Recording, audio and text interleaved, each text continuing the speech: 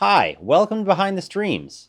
As I'm sure you deduced from the name, this is a behind-the-scenes look at the gear, setup, and techniques that we use in creating our various audio and video content. Now you might have noticed that unlike the majority of our shows, I don't have an intro yet. And that is because I got early access to a little piece of gear that I thought a lot of you might want to incorporate into your own setups, and that is the ATEM Mini from Blackmagic Design.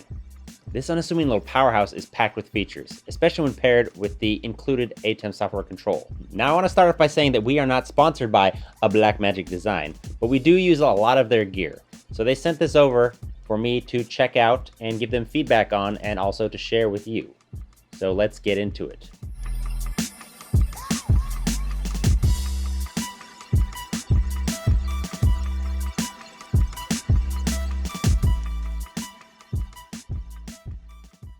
So what is it? Well, the ATEM Mini is a 4-input 1080p HDMI switcher. It has two 1/8" or 3.5mm audio jacks for bringing in audio from mics and other sources. It has 4 full-size HDMI inputs and a full-size HDMI output, all of which have a throughput of up to 1080p 60 frames. The HDMI output functions as an aux out, which means you can assign it things like program, preview, any of the HDMI inputs, or what they call Camera 1 Direct, which takes the input from Camera 1 and gives you a zero latency pass-through, so you can do things like play your games through the switcher without having to use any splitters. Next to that, we've got the versatile and very important USB-C port. This allows the switcher to act like a webcam when plugged in a computer, which makes it work seamlessly with any of the streaming software of your choice and communication software such as Skype. The Ethernet port will allow you to control the switcher with ATEM software control running on any computer in the same network. And then we've got a threaded power jack, which I definitely appreciate. All right, let's get this thing plugged in and check out the front panel. Here you can see we have controls for 2 audio inputs. Audio controls for the HDMI inputs, transition controls with different types and speeds available at the push of a button, and simple controls for picture-in-picture and turning on and off your keys. These controls themselves will do 90% of what you might need to do with the switcher, but when you pair it with ATEM software control, you unlock a whole new world of options. As you can see, when I press a button on the switcher, it directly corresponds to what is displayed on the software and vice versa. So if you wanted, you could easily swap between the two and still keep everything in order. The software, however, allows you full control over your keys and transitions, including changing size, exact position, chroma and luma options, and loading up still images for lower thirds and titles. In the software, you get a much more granular control of the audio with a full-fledged equalizer, dynamics like compressor and gate and panning. I could go into much more detail, but let's save that for another show. The Mini is a piece of gear that I've been waiting to show up for a while now, and I really don't think it has a close competitor anywhere on the market. The nearest thing I know of is the HDMI switcher we were previously using, the Roland V1 HD. While the Roland is a good switcher in its own right and has some advantages in its design, it's not really a fair fight. You can get the Roland V1 HD for $995. Compare that to the ridiculously low price of the ATEM Mini.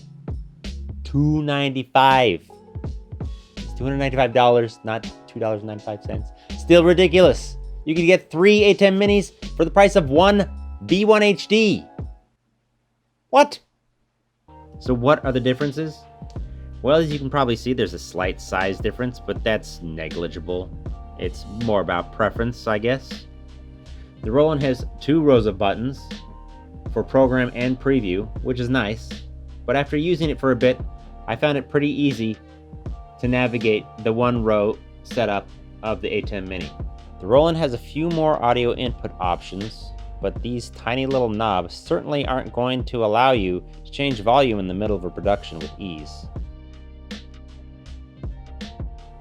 A major advantage the ATEM Mini has over the Roland is that you can freely switch between standards.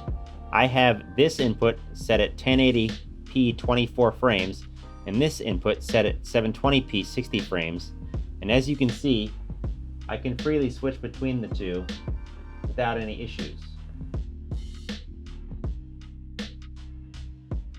On the Roland, you have to pick a format and stick with it with this switch on the back. Another major gripe with the Roland, and something that would probably make it completely unusable in certain situations, is the fan noise.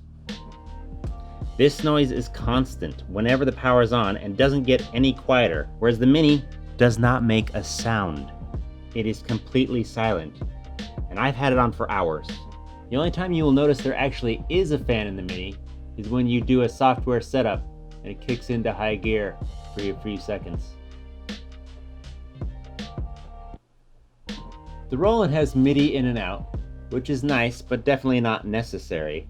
But the V1 HD does have multi-view out, which might be important to some people and something the Mini is currently lacking. You can work around it by setting the HDMI out to be the preview and using the USB-C as your main out, but it is something I'm hoping they add in the future software update. And even without it, this diminutive dyno will be the centerpiece of Studio 2. Well, I hope you were able to get a little something out of this first look at some of the gear we use. If you like what you see, please share it with a friend. And if you don't like it, share it with your enemies. And if you have anything you'd like to see in future episodes, please leave a message in the comments below. Bye.